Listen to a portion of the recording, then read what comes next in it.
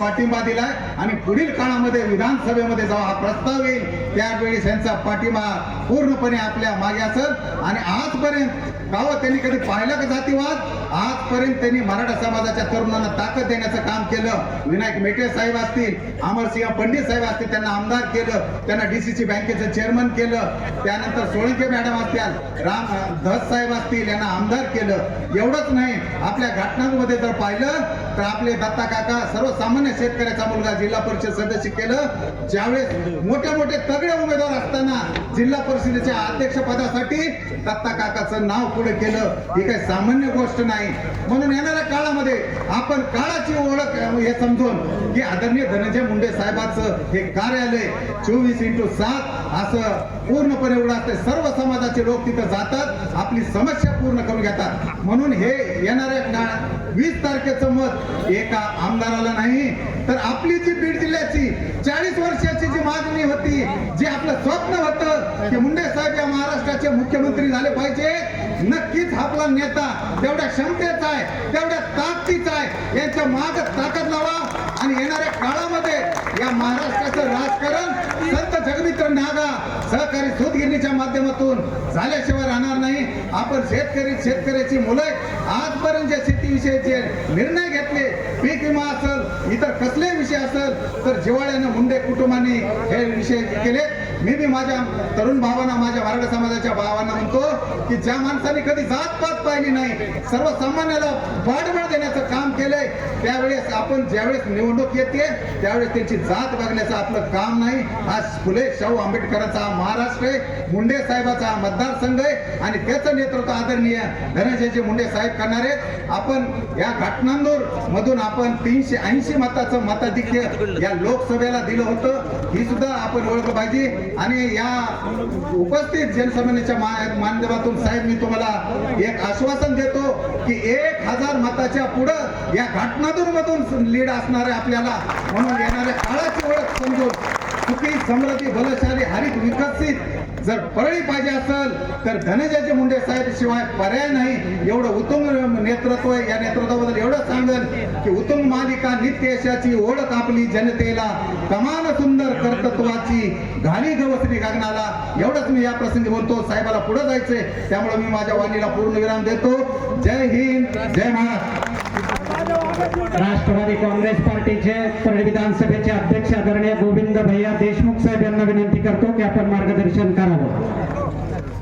आजच्या या प्रचंड अशा विशाल सभेचे अध्यक्ष आमच्या गावचे भारतीय जनता पक्षाचे ज्येष्ठ नेते माझ्या पिंपळे, त्याचबरोबर इथं उपस्थित माजी आमदार संजय बोरगावून, त्याचबरोबर जिल्ह्याचे अध्यक्ष राष्ट्रवादी काँग्रेस पक्षाचे चव्हाण, संभाजीराव दिलीप बरोबर सर्व माननीय व्यासपीठ जास्त वेळ मी घेणार नाही। साहेबांना पुढच्या 2 सभा असल्यामुळं 2च मिनिटात मी माझं साहेबांनी या घटनांदूर नगरीसाठी काय काय विकास कामं केली एवढे 1 मिनिटामध्ये सांगणार आहे। जलजीवन मिशनचे कामं साहेब 12 कोटी रुपयाची आपली योजना चालू आहे। ते 3-4 महिन्यामध्ये ते पूर्ण होऊन पाणी त्या योजनेचं गावाला मिळेल। त्याचबरोबर आपण आचारसंहितेच्या पूर्वी मुस्लिम समाजासाठी शादीखाना असेल, त्याचबरोबर जिल्हाधिकाऱ्याने दिलेली ते एरियासाठी जागेचा प्रश्न असेल, त्याचबरोबर सर्व समाजासाठी स्मशानभूमी असतील, जवळपास 7.5 कोटी रुपयाचे काम, विकास कामं आपण प्रस्तावित केलेले आहेत। ते सुद्धा प्रगतीपथावर आता सुरू, म्हणजे वर्क ऑर्डर त्या स्टेजमध्ये आहेत, ते सुद्धा सुरू होऊन कामाचे कार्यारंभ आदेश मिळालेले आहेत। त्याचबरोबर आपल्याला फक्त साहेब एक आमची अडचण दलित बांधवांची आणि बऱ्याच जणांची बाबूराव सुद्धा आली होती, त्यांच्याकडे पण त्यांनी सुद्धा आपल्याकडे ती मागणी केली की आमच्या गावठाणमध्ये जे काही घरकुलाचे प्रश्न आहेत तेवढी एक फक्त आता समस्या आपण आचारसंहिता संपल्यानंतर ही खूप दिवसांची मागणी आहे। आमच्या सर्व समाजांचे घराचे असं प्रॉब्लेम आहे ते गावठाणमध्ये असल्यामुळं ते तेवढं एकच काम आता राहिलेलं आहे, बाकी जवळपास सर्व कामं आपण केलेली आहेत। त्यामुळं अशा या विकासाभिमुख नेतृत्वाला आपल्याला खूप मोठ्या मतांना आपल्या घटनांमधून आघाडी द्यायची आहे आणि जास्तीत जास्त मताधिक्याने आपल्याला साहेबांना विजयी करायचा संकल्प करूया। आणि येत्या 20 तारखेला 1 नंबरवरच साहेबाचं बटन आहे, घड्याळाच्या चिन्हावर बटन दाबा आणि प्रचंड मताने घटनांमधून आघाडी द्या आणि घटनांद्वारे पंचक्रोशीतून बहुमताने त्यांना आघाडी द्यावी एवढी मी आपल्याला विनंती करतो आणि मी थांबतो. जय हिंद. अंबाजोगाई कृषी उत्पन्न बाजार समितीचे सभापती तथा राष्ट्रवादी काँग्रेस पार्टीचे बीड जिल्ह्याचे अध्यक्ष आदरणीय राजेश्वरराव चव्हाण साहेब यांना मी विनंती करतो की मार्गदर्शन करावं. राष्ट्रवादी काँग्रेस पार्टीचा व्यासपीठावरील सर्व, कारण पुन्हा शिरसाळ्याला सभा असल्यामुळं व्यासपीठावरल्या नेते मंडळीची माफी मागतो. आपले लोकप्रिय उमेदवार तथा राष्ट्रवादी काँग्रेसचे नेते, कृषी मंत्री सन्माननीय धनंजय मुंडे साहेबांच्या प्रचार सभेसाठी आपण इतक्या विजयाच्या सभेसाठी आपण जमलेले आहेत असं म्हणायला हरकत नाही. कारण आज त्या पावनभूमीत सोमेश्वराची पालखी निघणार आहे. साहेब, आता इथं सभेला आलेला माणूस हा तुम्हाला 1 आणि बाकीचे 10, 1x10 असे मतं देणारे सगळे माणसं आहेत. 1 लाखाची लीड सर्वांनी द्यायची ह्या नेते मंडळींनी आणि कार्यकर्त्यांनी ठरवलेलं आहे. म्हणून आज योगायोग बघा, सोमेश्वराची पावनभूमीची पालखी आहे. सोमेश्वराला मी एवढंच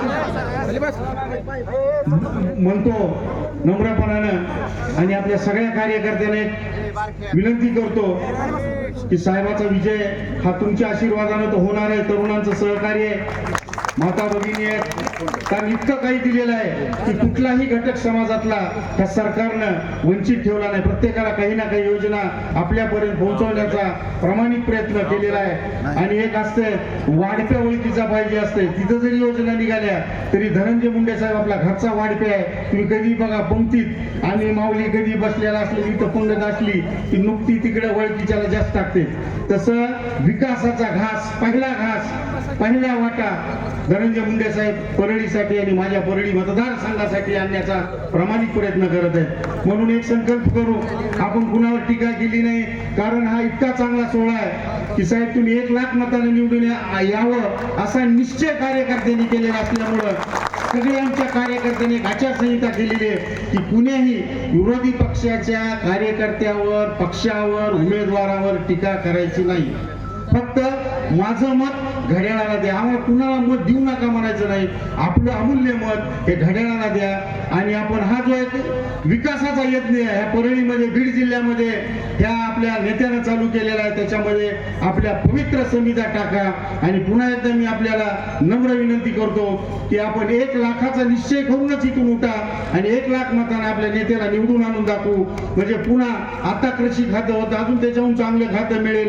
आणि ज्या ज्या काही योजना असतील, विकासाचं तर बोलायचं कामच नाही, ज्याला जे जे हवं ते देण्याचा 24 तास ऑफिस आणि आपलं घर कार्यालय उघडं ठेवून काम करणारा हा नेता नाही, तर हा माणसातला माणूस आणि कार्यकर्त्यातला कार्यकर्ता.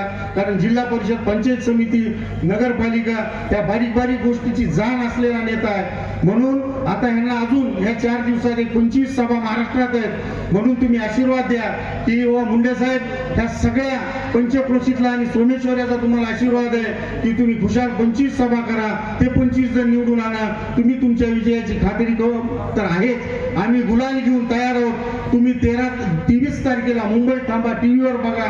आणि पुन्हा जी 26-27 तारखेला शपथविधी होणार आहे त्या दिवशी काही तासा कोट फीट घालून मी धनंजय पंडितराव मुंडे शपथ घेतो की असं म्हणण्याचं ह्या डोळ्याला, ह्या टीव्हीवर आम्हाला योग येणारच आहे. येऊ द्या.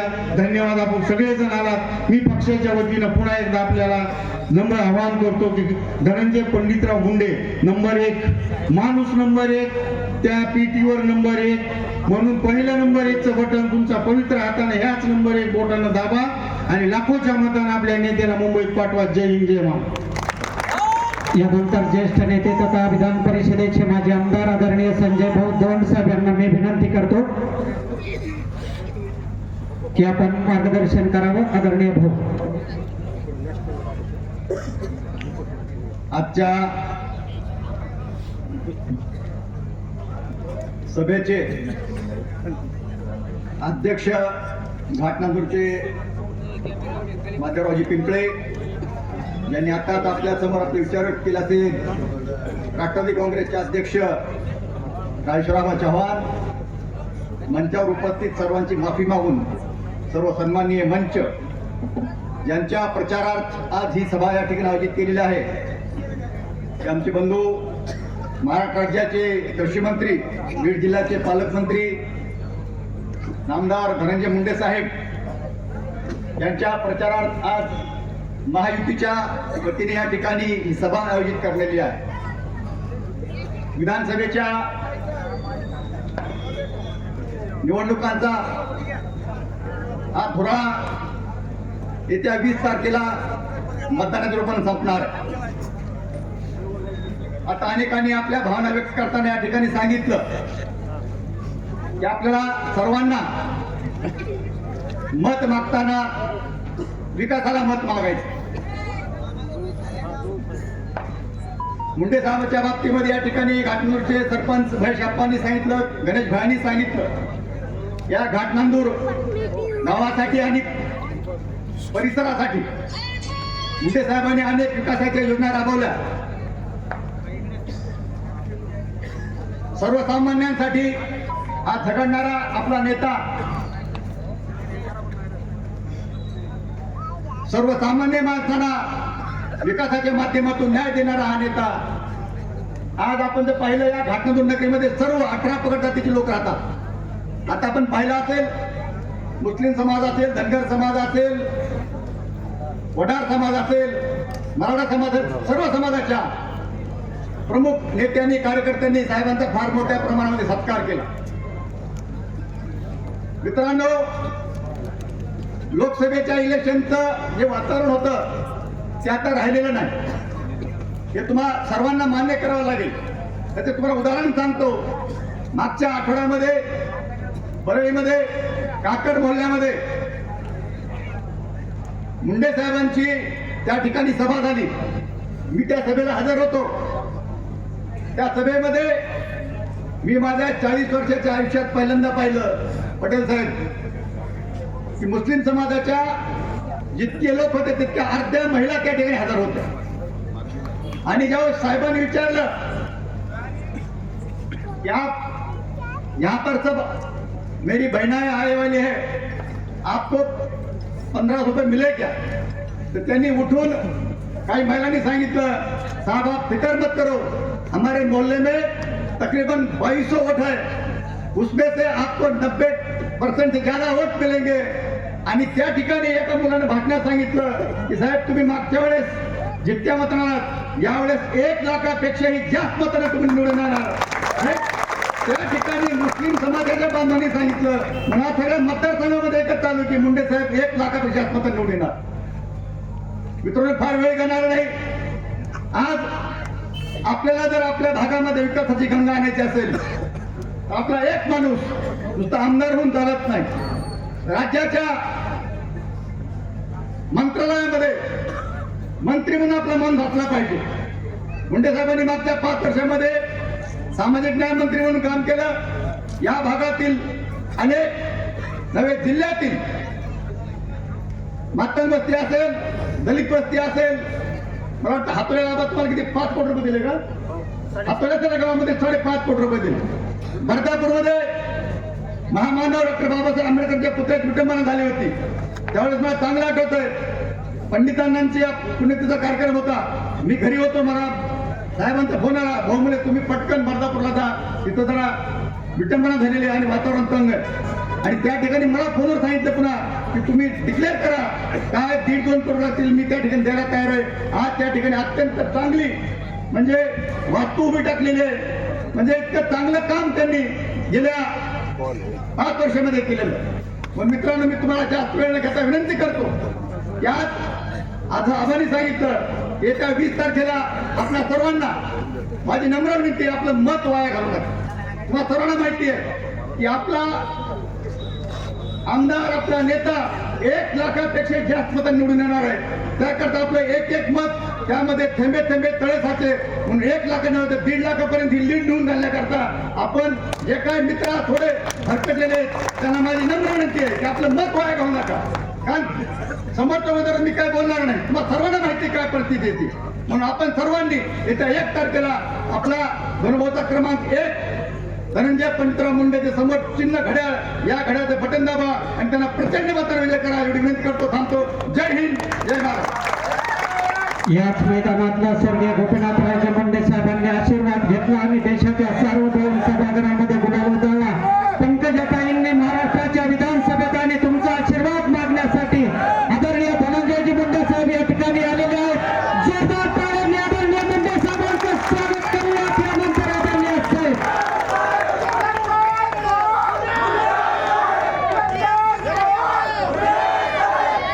धनंजय मुंडे साहेबांचा! धनंजय मुंडे साहेब! 233 परळी विधानसभा मतदारसंघाच्या धनंजय मुंडे साहेबांचा! पंकजाताई मुंडे साहेबांचा!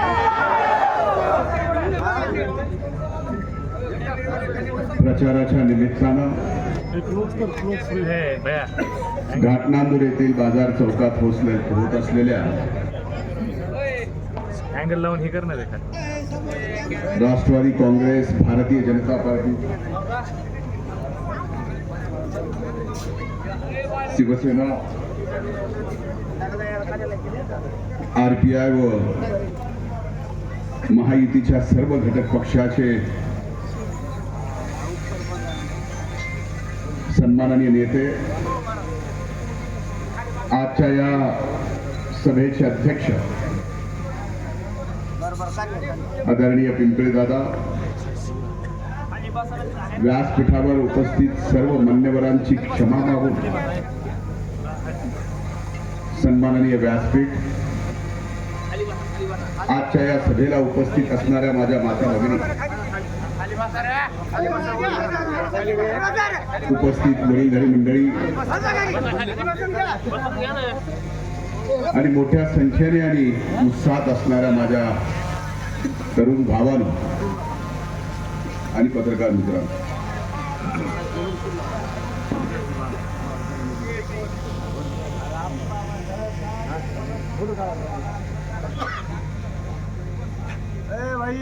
खाली बसा की मागच्या दिवसात आहे. मी महायुतीचा उमेदवार म्हणून सुट्टर लोक खाली बसा ना. आज घाटनांदूरला प्रचार सभेला येत असताना घाटनांदूरला आल्यानंतर कळालं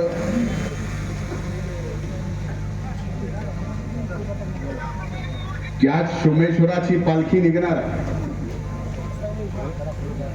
रथयात्रा दोन काही जण पालखी म्हणतात, काही जण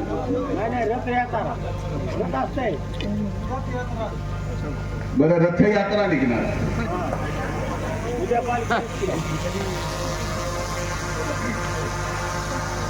दर्शन घेतलं,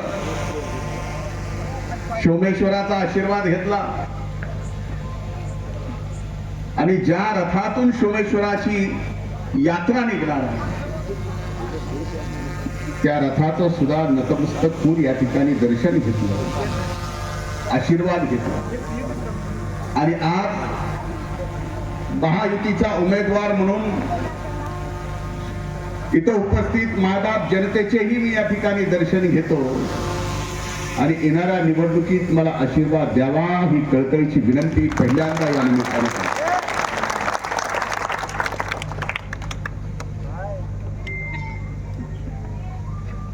ही विधानसभेची निवडणूक महाराष्ट्रामध्ये 288 मतदारसंघामध्ये होते.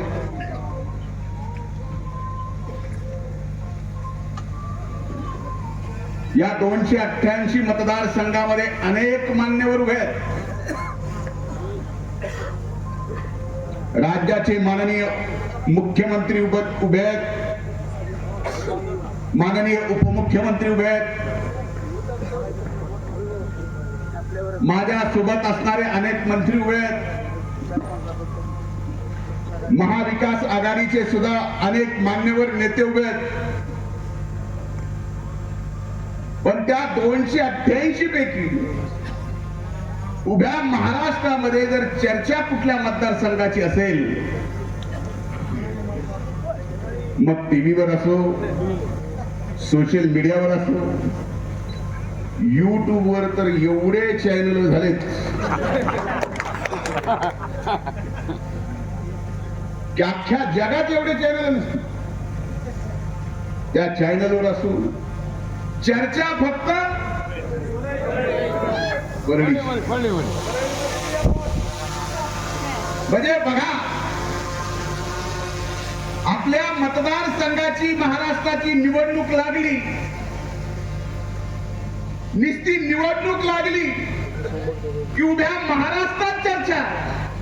पण आज तुमच्याकडे पाहिल्यानंतर निकाल लागल्यावर ही चर्चा देशात गेल्याशिवाय राहणार नाही हा विश्वास आपल्या सगळ्याकडे पाहिल्यावर निश्चित मला या ठिकाणी वाटतं. निवडणूक लढाई आहे. जुन्या काळात राजेशाहीमध्ये लढाया व्हायच्या, मैदानात व्हायच्या. लोकशाहीमध्ये मतांची लढाई असते, विचाराची असते. म्हणून ही जरी लोकशाहीतली निवडणूक असली तर ही सुद्धा एक लढाई आहे. माझ्या अगोदर आदरणीय जिल्ह्याच्या अध्यक्ष आबांनी भाऊनी सांगितलं की आपली निवडणूक एवढ्या मतांनी असं तसं. लोकसभेला सुद्धा गळ्याच्या असंच म्हणत होते हो. मी एकटाच म्हणत होतो निवडणूक सोपी नाही ना. आणि माझ्या जीवनामध्ये मी आपल्याला सांगतो, अनेक जणांनी, आपल्यापैकी अनेक जणांनी मला लहानाचं मोठं झालेलं पाहिलं. समाजकारणात राजकारणात आल्यापासून पहिल्या निवडणुकीपासून ते या 2024च्या निवडणुकीपर्यंत पाहिलं. मी माझ्या सहकार्याची ग्रामपंचायतीची निवडणूक सुद्धा सोपी घेत नाही, तर विधानसभेची निवडणूक कशी सोपी घेऊ शकतो. तुमच्या आत्मविश्वासाचे, तुम्ही ज्या मतानं निवडून देणार आहात, जे आता बोललात आत्मविश्वासानं, त्या आत्मविश्वासाची मी कदर करतो, आभार मानतो. पण ते घडवून आणायचं असेल तर इथं उपस्थित प्रत्येक मायबाप जनतेला फक्त आल्यानेच मत द्यायचं नाही, तर गावातल्या सर्वांना, इथल्याच नाही परिसरातल्या सर्व गावातल्या मायबाप मतदार बंधू भगिनींना विनंती करावं लागेल, हात जोडावे लागतील की जात पात धर्म न बघता खऱ्या अर्थानं ज्याला विकास केलाय, सेवा ज्याची धर्म आहे, सेवा ज्याचा जात आहे, अशा माणसाला मतदान करा. तर तुम्ही जे बोलला ते खरं या ठिकाणी होईल. राजकारण तुम्हाला मतदान आहे 8,00,000 रुपये या लाखातलं एक इथं आलं. 1,00,000 तुम्ही आणखी पूर्ण लीड मधल्या लाखातलं एक इथं आलं.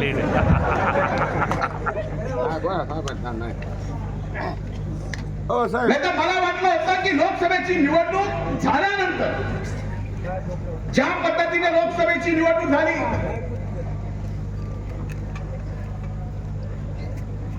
जाती पाती धर्मावर माननीय नेताजींनी सांगितलं,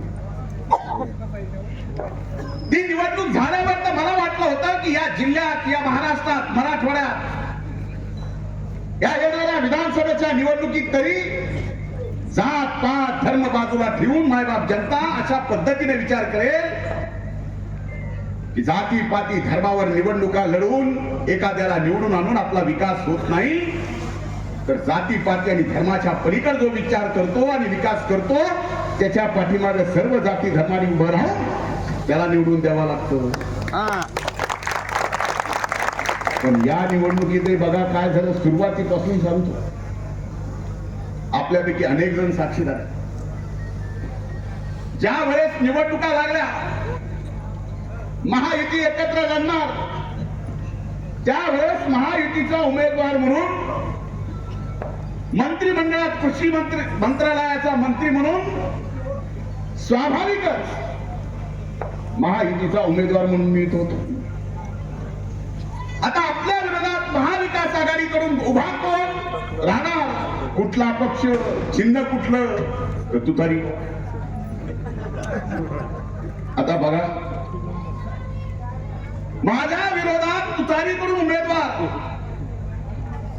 एवढे जण तयार झाले, त्यात काही निष्ठावंत तुतारीचे होते, फिरायला लागले, त्यांच्या नेत्याला विचारून फिरायला लागले,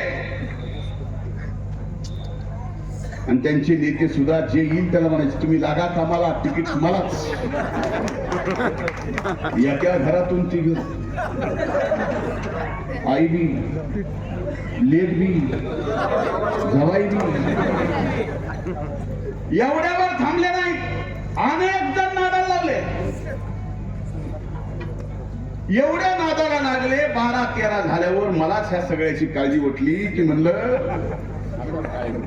तुतारीचे जरी असले, नेते जरी असले, तर आपल्याला आदरणीय जरी असले, तर मला काळजी वाटली. म्हणलं ह्या 12-13 पैकी मिळणार एकालाच आहे, आणि सगळ्याच्या सगळे एवढे ताकदीनं कामाला लागले. म्हणलं ह्याच्यातून मिळणार जर एकाला असेल तर बाकीच्याच कसं व्हायचं.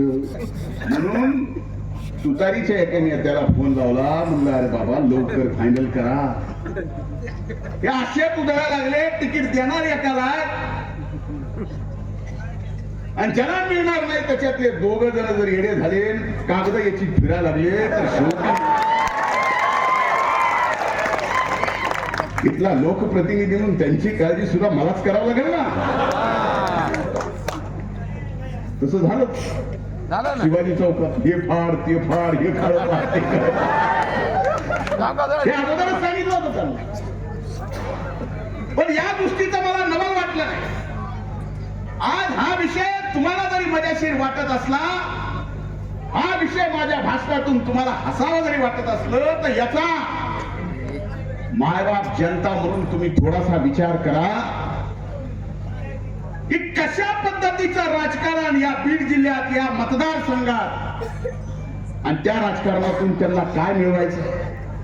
जे निष्ठावंत पहिल्यापासून तुतारीचे होते, तिकीट ज्या दिवशी जाहीर झालं त्यापैकी एकालाही तिकीट मिळालं, आणि जे तुतारीत कधीच नव्हता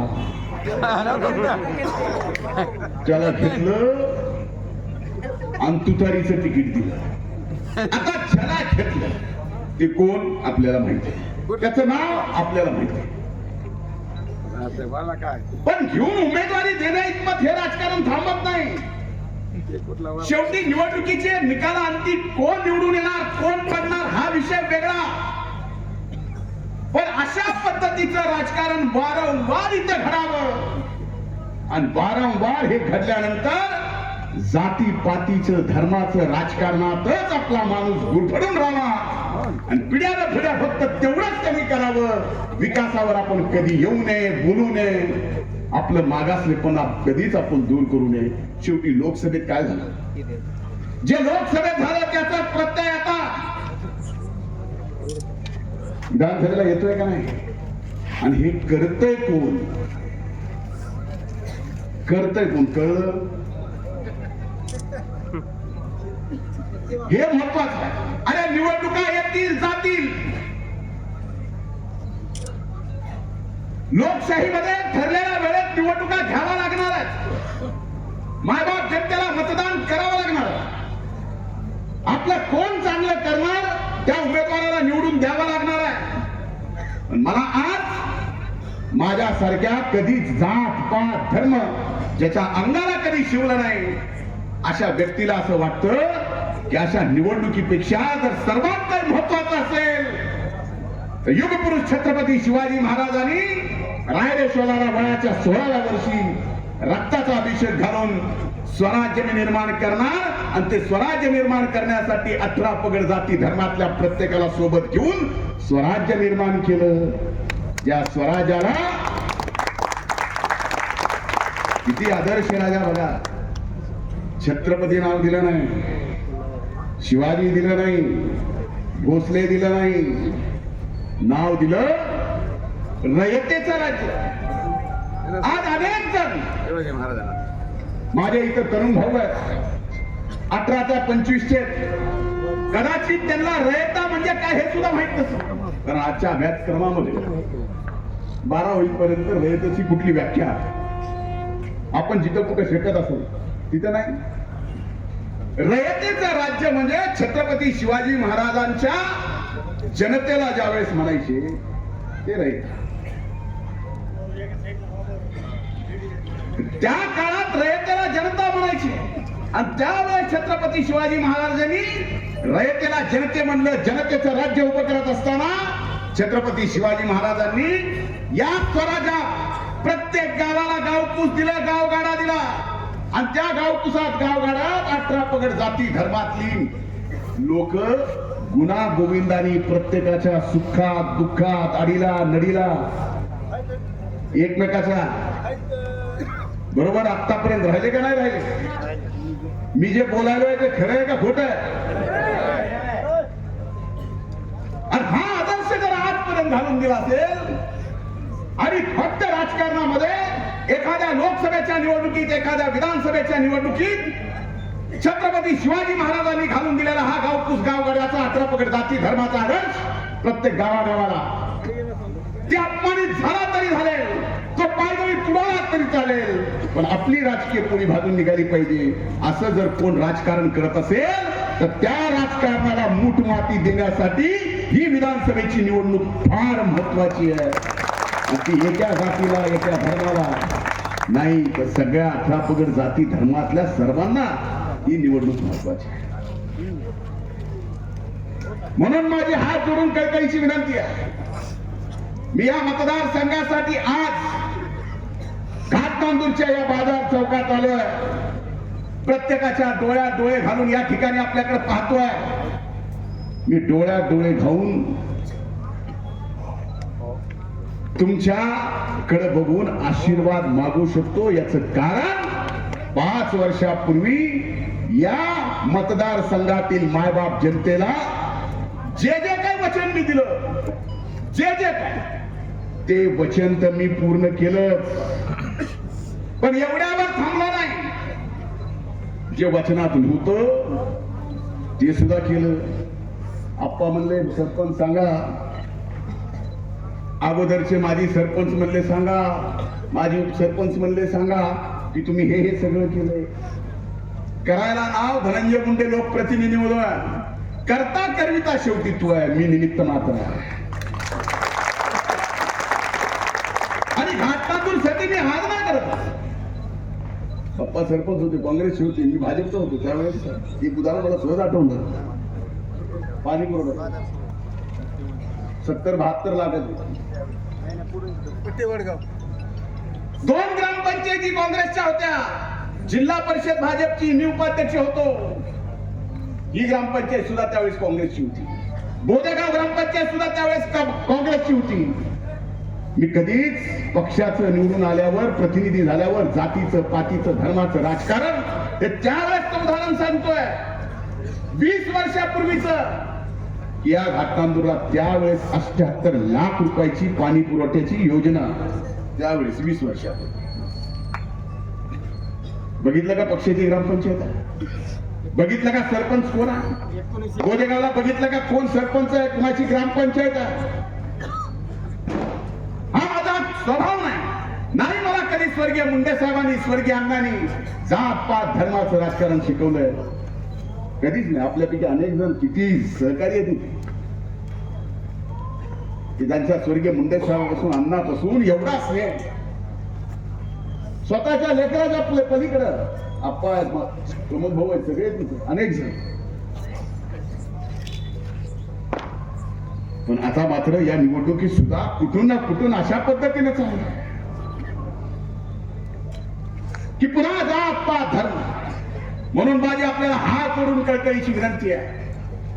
हे सगळं जातीपातीचं धर्माचं राजकारण जाणीवपूर्वक करणारे जे, आणि एवढ्यावर ते थांबत नाही तर तुमच्या कुटुंबातला, तुम्ही घडवला माझ्यासारखा एक व्यक्ती, त्याला सुद्धा राजकारणातून महाराष्ट्राच्या या मतदारसंघात या निवडणुकीत पराभूत करून त्याला सुद्धा राजकीय पूर्ण संपवायचं.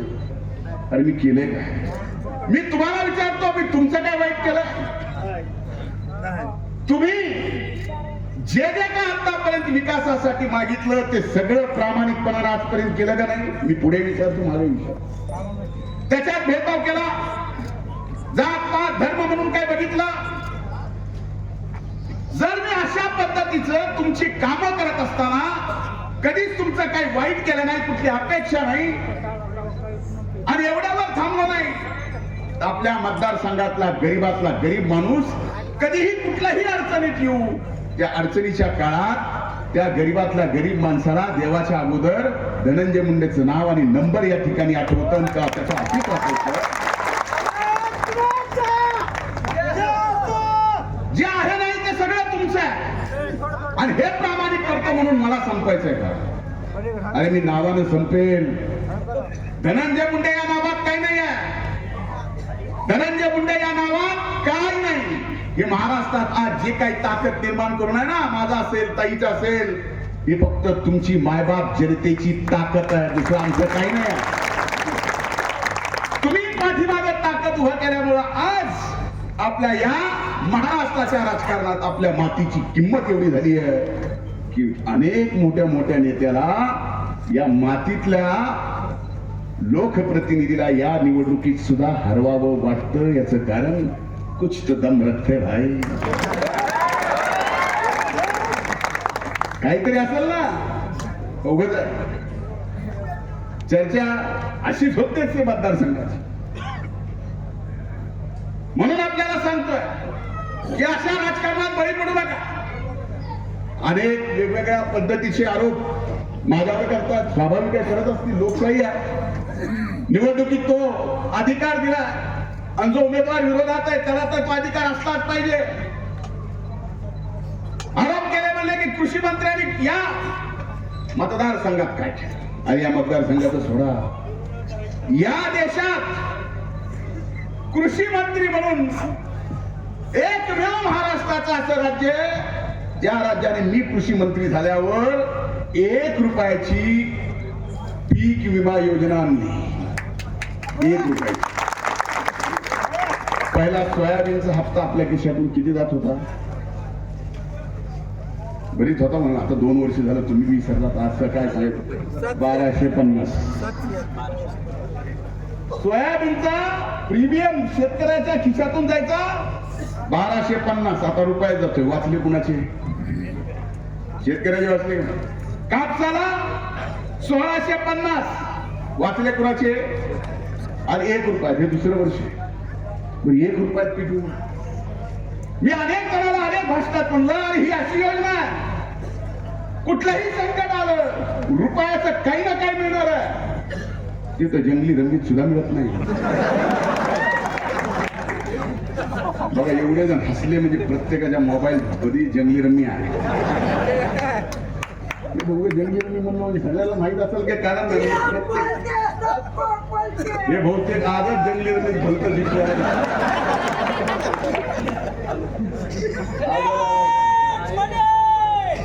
हे ह्याचा नाही संबंध. किती ह्याचा मोबाईलचा संबंध उभे ह्याला.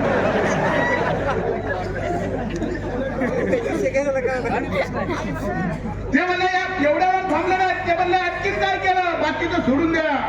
म्हणले या मतदारसंघात कृषी मंत्र्यांनी काय केलं? अरे 1.5 वर्ष कृषी मंत्री करून या मागात जनतेने कधी माझ्या मागच्या निवडणुकीत सुद्धा ह्या जाहीरनाम्यात म्हणलं होतं की मी आपल्या मतदारसंघात सरकारचं आंतरराष्ट्रीय दर्जाचं कृषी महाविद्यालय आणेल. इथं सोमेश्वर आहे आणि परळीत सुद्धा जिरेवाडीला सोमेश्वर आहे. 68 हेक्टर मध्ये आंतरराष्ट्रीय दर्जाचं कृषी महाविद्यालय तिथं होत आहे.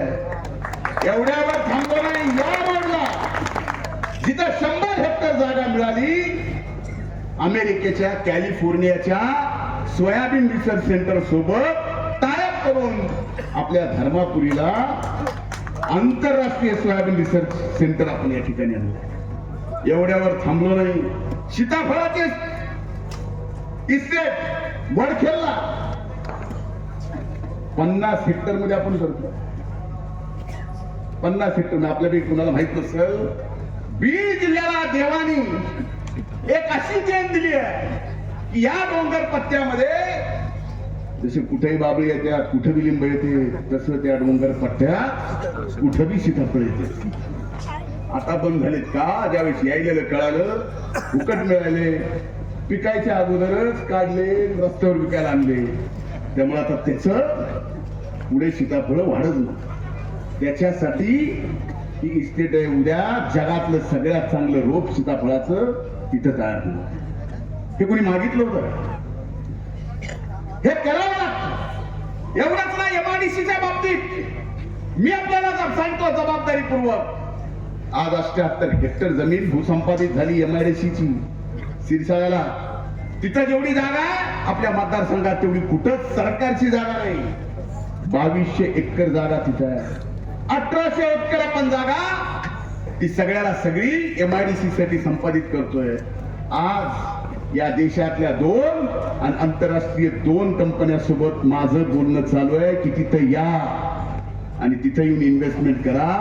पण ह्या सगळ्या गोष्टी व्हायला पहिले 2.5 वर्ष कोविडमध्ये गेले, पुन्हा 1 वर्ष सत्तेत नव्हतो, राहिलेल्या 1.5 वर्षात जे काही केलं ते आपल्या गावातल्या सुद्धा अनेक अडचणी आहेत. का ती अडचण का राहिली मला माहित.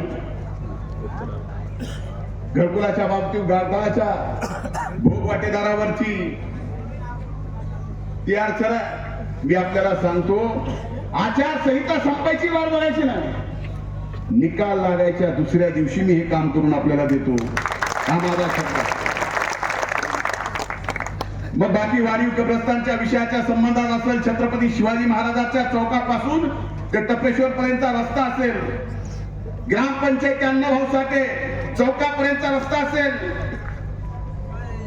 आणि एक सांगतो सगळ्यात प्रतिष्ठेचा विषय काय, आणि ती घाटनांदूरकरांची एकट्याची प्रतिष्ठा नाही, सगळ्यांची प्रतिष्ठा आहे की जवळजवळ फक्त बेंगलोर एक्सप्रेस इथं थांबून उपयोगाची नाही, तर जेवढ्या एक्सप्रेस आहेत सगळ्या थांबायची व्यवस्था लोकसभेत चूक केली नसती.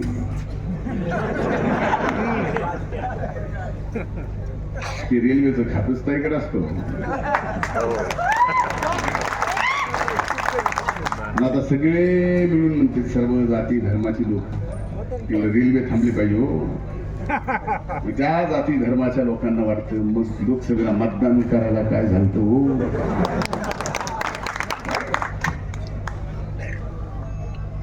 म्हणून आपल्याला सांगतो ही जबाबदाऱ्या सगळ्या माझ्या.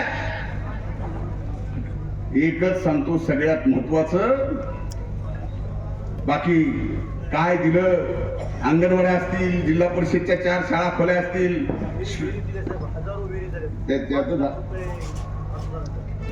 विहिरी दिल्या, शेततळे दिले, एका विहिरीत 5 एकर बागायत आणली. ते तर माझं स्वप्न होतं दुप्पट उत्पन्न करायचं. कसं अनेकदा कळालंच नाही कसं. एक विहीर दिली, त्याची विहीर पूर्ण झाली की त्याचं 5 एकर पाणी खाली येते का नाही. गाय गोटे दिले, हे सगळं त्यात आता सांगायचं नाही, हिशोबातच. एक सांगतो, जे माझ्यावर आरोप करणारे उमेदवार आहेत ते म्हणजे कृषी मंत्री म्हणून काय केलं. आपल्यापैकी अनेक जणांचं शेतकऱ्यांचं स्वप्न होतं का नाही, आपल्याला शेतीसाठी लाईट मोफत पाहिजे, आणि अशी तशी योजना आणली नाही. आणली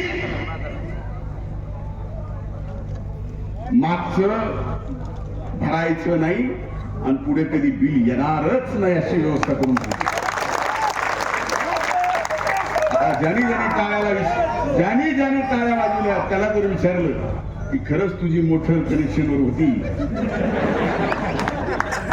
आपल्याकडे डीपीला उगाच लोड येऊन डीपी जळत नाही.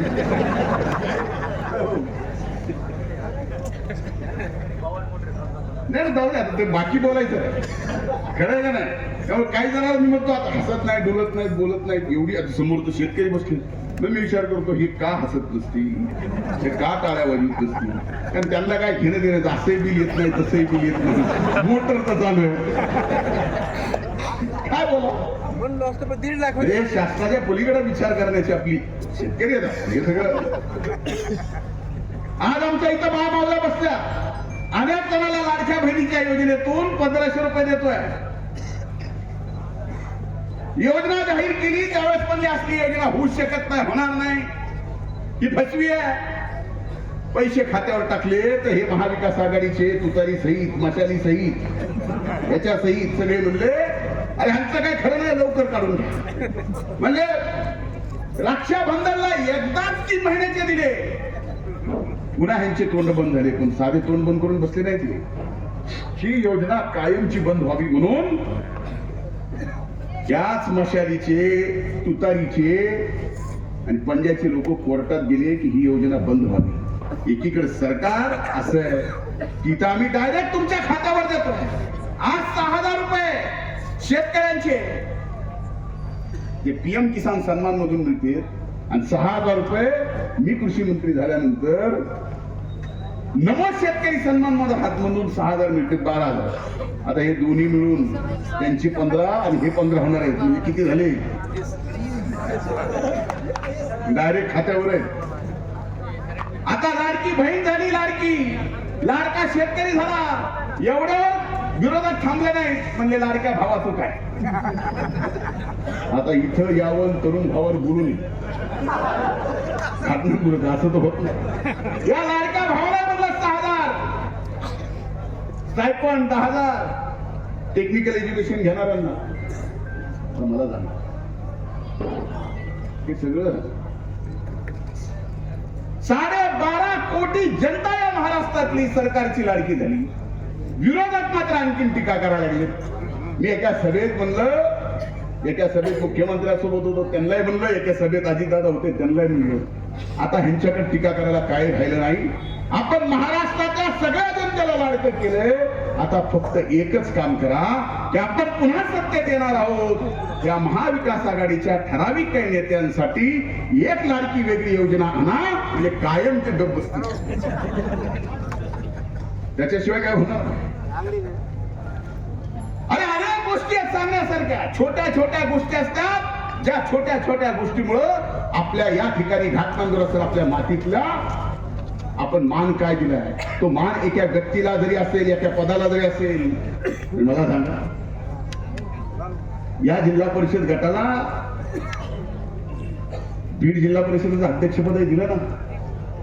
कुठे अध्यक्ष काय? ह्या सगळ्या गोष्टी आहेत. तुम्ही मला मागच्या निवडणुकीत आमदार म्हणून फक्त मत दिलं, मंत्री होणार म्हणून नाही. बरोबर आहे का नाही? सगळ्या माहिती होतं सरकार यायचा काही पत्ता नाही, त्याला आमदार करायचं. पण मतात ताकद एवढी होती की आमदारही घालून मंत्री झाले. आता या निवडणुकीमध्ये आपल्याला मला एवढंच सांगायचं की या मतदारसंघातल्या मायबाप जनतेसाठी मी जे स्वप्न पाहिलंय ते स्वप्न पूर्ण करण्यासाठी मी या निवडणुकीत उभा आहे. आणि मी स्वप्न हे पाहिलंय, मागच्या 5 वर्षात सांगितलं होतं, विकास माझ्या दृष्टीनं रस्ते, नाली, पुलं, घरकुलं या योजना आणून नाही, तर उत्पन्न दुप्पट करणे हे माझं स्वप्न आहे. मागच्या 5 वर्षात गळ्याच्या सांगा, आणखीन काही जणांना विश्वास बसत नाही उत्पन्न दुप्पट झाला आहे का नाही.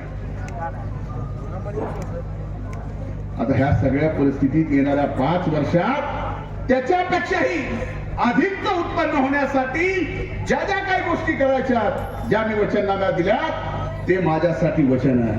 आणि आज मी सांगतो, आपली ताकद, आपलं नाव जेवढं आज महाराष्ट्रात या ठिकाणी या कामाच्या माध्यमातून आपण निर्माण केलंय. कुठेही महाराष्ट्रात ज्या माझं नाव, ताईचं नाव आल्यानंतर तुमची मान खाली जाते का वर? इथून पुढच्या काळात देशात कुठेही घाल त्यावेळेस ताक मानानं राहाल, एवढं चांगलं काम करून दाखवू. आणि महाराष्ट्र नाही, येणाऱ्या 5 वर्षात या मतदारसंघाचा सर्व क्षेत्रात, औद्योगिक, शैक्षणिक, शेती, उद्योग या सर्व क्षेत्रात अभूतपूर्व विकास करू की महाराष्ट्रानं नाही तर देशानं इथे येऊन बघायला पाहिजे. म्हणून माझी हात जोडून कळकळीची विनंती, 20 तारखेला मशीनवर 1 नंबरला नाव आहे, तुमचा लेख आहे, नाव 1 नंबरला, धनंजय पंडितराव मुंडे, घड्याळ चिन्ह, पोरांना खास करून सांगायला नको. इथल्या सभेचा परिणाम काय जनावर झाला असेल म्हणजे एखाद्याने काय घटना म्हणजे न लग्न झालेल्या पोरांना सांगायचं कुणी काय मला कळत नाही. हे सुद्धा प्रचाराचा मुद्दा शकतो. मला लोक हसायला आले काय तुझ्या विरोधात बाहेर गेलो. अरे म्हणजे काय तुझ्या विरोधातला उमेदवार आहे. म्हणलं काय झालं त्यांचे म्हणलं लग्न आता मी काय मला तिथं गेलं बाहेर विचारायला माझ्या विरोधातला उमेदवार आहे. माझ्या मनात लाज वाटायची. तुम्हाला काहीतरी वाटत असेल का नाही.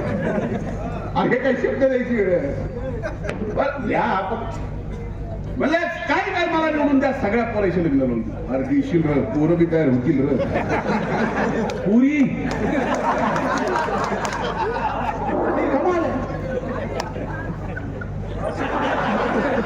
बर हे आलाय कुठून इकडून पंजाबकडून. इथं सभा संपवतो. खूप खूप धन्यवाद. जय हिंद जय महाराष्ट्र.